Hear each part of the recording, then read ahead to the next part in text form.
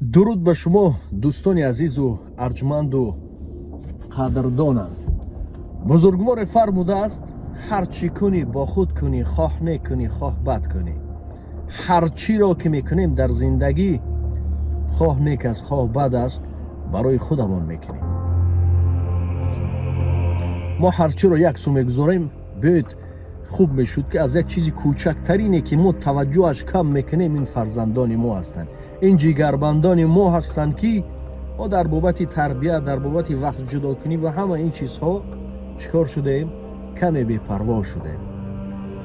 аммо ҳанӯз вақт дорем. аз бисёр худ фарзанд неъмат ҳаст, бо ба худ бисёр неъматҳои бузурги дигарро меорад, фоидаҳои бузурге барои мо меорад. ҳар падар модаре ки ба фарзандаш қувва сарфа мекунад, ҳар чӣ ки сарфа мекунад, роҳбаладӣ мекунад ва дар оянда агар кори хуб бошад, ба чӣ хотир порчаи шеърӣ гуфтем: ҳар чӣ кунӣ бо худ кунӣ, хоҳ нек кунӣ, хоҳ бад кунӣ. аз ҷумла корҳои нек ки агар ки фарзандатонро шумо хуб тарбия кардед, як ҷои хубе гузоштед, як мутахассиси хубе шуд, яъне ки духтур шуд, табиб шуд, чӣ қадар ҳар нафареро ки табобат мекунад, савобияташ бар шумо мерасад. ва рафту бо дигар корҳое ки ҳаст, ҳар коре набошад. ё оддитарин чиз устод мегуфт ки бинед беҳтарин сура аст сураи алҳамд, алҳамдулиллаҳи раббилоламин. меге худо чӣ қадар сифатҳои худоро хуб ёд кард. худо ту бузург ҳастӣ, худо ту меҳрубон ҳастӣ, ба ҷуз ту дигар такягоҳ надорем, ину он. чӣ қадар агар мегӯфт фарзандатро ҳафсала кун, омӯзонаш, ва ҳар боре ки дар давоми умраш ӯ ибодат мекунад, ё намоз мехонад, ё замзама мекунад, фоидаш ҳамчун суратҳисоб барои ту омадан мегирад. яъне бигзор шумо аз олам рафтед, дар қабр ҳастед, аммо номаи аъмоли шумо боз аст. боз ҳамон порчаише, хоҳ нек кунӣ, хоҳ бад кунӣ.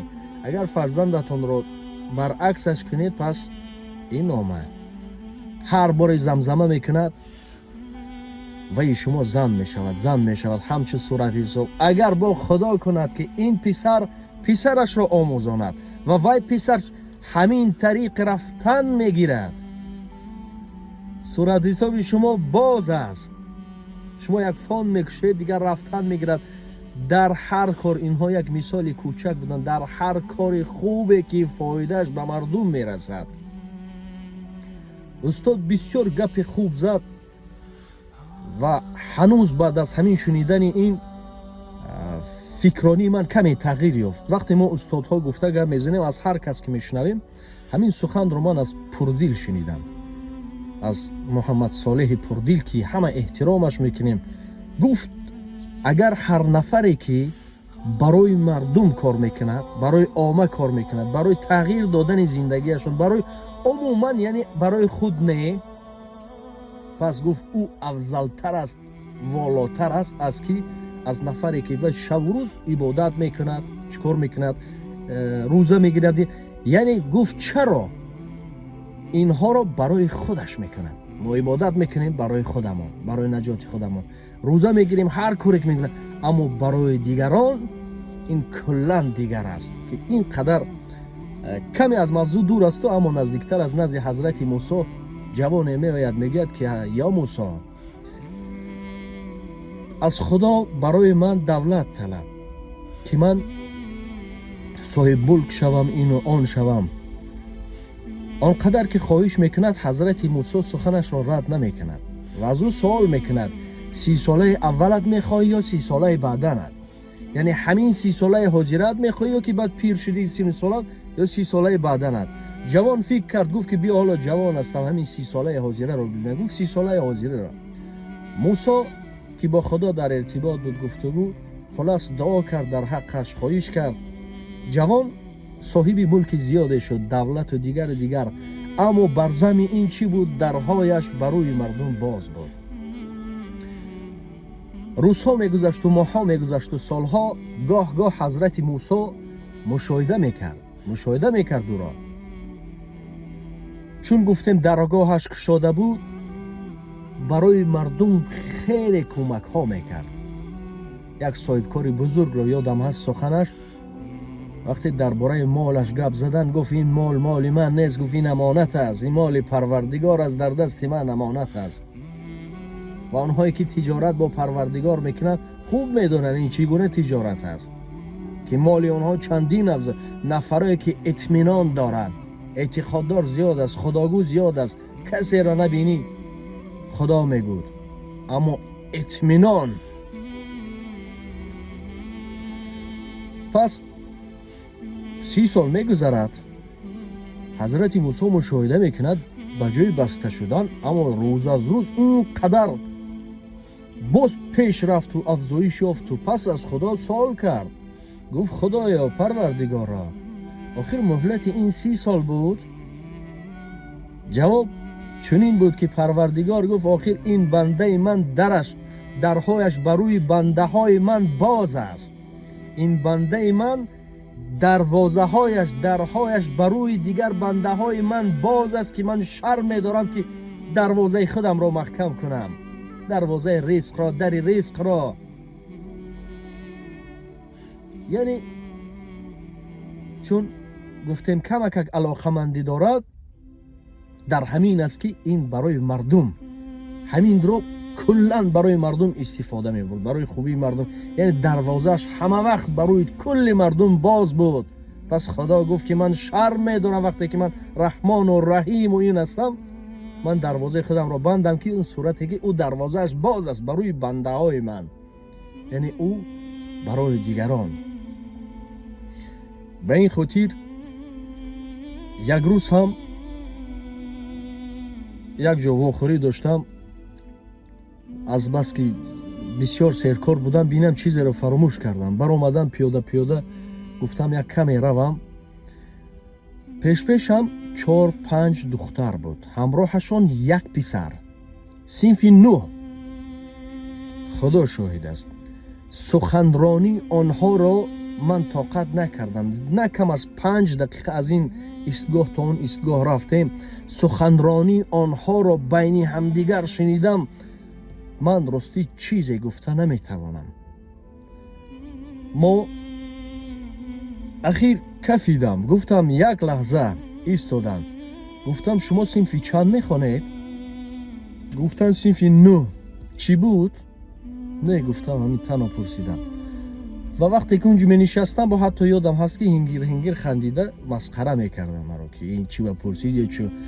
گپ سری سخنرانیشان می رود که من گفتن نمیتوانم، اما فهمید به نهایت تربیه رو ما بیشتر سوال در بین است که میگوید که مکتب تربیه کند، لیکن پدر مادر تربیه کنه. اما فکر شخصی من است که بهترین مدرسه، بهترین مکتب این والدین است. پدر و مادری که در خانه هستند، استادها هم قدر خود را دارند، اما اینها افضلتر هستند، چون اینها با رفتار خود از همه مهمتر، با رفتار خود اینها تربیه میکنند. یعنی هر معامله را تکرار میکنید شما در زندگی زنها طرف شوهر چگونه مناسبت میکنید، همون مهم است، همون در وی خودش ثبت میکند کودکان ما. ها این گونه معامله باید کرد، ها این گونه. گفتن از دیدن کلا دیگر است، دیدن دیگر آموز، شنیدن دیگر آموز. یعنی هر چی را که میبیند او کلا دیگر از نظر به اونه که میشنود. به این خاطر بهترین مکتب، مدرسه این اولا شما هستید. بسیار چیزها رو در نزد فرزندان خود با احتیاط باشید. اگر که کسی را نپرسید چگونه تربیه کردن فرزند رو، همه میگوتن چگونه است و چیزهای عادی هستند. یعنی فرزندها دوام دهنده عمر شما هستند. فرزندها اینها نفرانی هستند که ما اگر خوبشون بسر کنیم چون فایده بزرگی برای ما میارند. همین طریق میرود. بعداً در بابت تربیه فرزند بعداً پدر مادران را سخن کردن دشوار است، چون بخشش شاید همین چی را در خود نداشته باشند، بعد گپشون میزنید سختشون میرسد. نفری که سخن را قبول ندارد بعد چی میکند؟ میگوید ای تو کی هستی؟ تو یک کودک، یا هر چی که کسی نباشد به آنها میفهماند یا تو چرا دیدی، یا تو چرا میدانی، یا تو از مدنیت دور شدی. خیلی سخنانی هستند که از این چیکار میکنن؟ فرار میکنن، میگریزن. اما بزرگوار دیگر گفت که امروز سخنان من تو را درد کند، فردا سخنان من تو را مرد کند. ما امروزه سخنها را برای فردا میزنیم و هر کسی کرد قبول کرد، قبول نکرد و از سر ساخت میکنیم. هر چی را که هست، علم چی کوچک است چی بزرگ است، او قرض است. هر نفر که علم را گرفت او حق ندارد که با خود دیگر برد. هر چی را میدوند، چی یک ذره کوچک هم باشد، باید به مردم رساند، باید به مردم بگوید. از این سبب تمنیات ما چنین است که فرزندان خوب تربیت کنیم، فرزندانی که آینده نامبردار ما باشند، آینده داغ کننده نام ما نباشند. چون گفتیم اگر چقدر خوبشون تربیت کنیم، همین قدر رحمتنامه ها به ما میآید، گرچنده که ما دیگر از این عالم رفتیم. خدا نگهبان شما. گمان میکنم که از این برنامه، از این سخنرانی و از این چیزهایی که کوچک هم بود به خود چیزی را بگرفته باشید، ما خیلی خوشحال هستیم. پناه به خدا، از پس فرزندان شوید.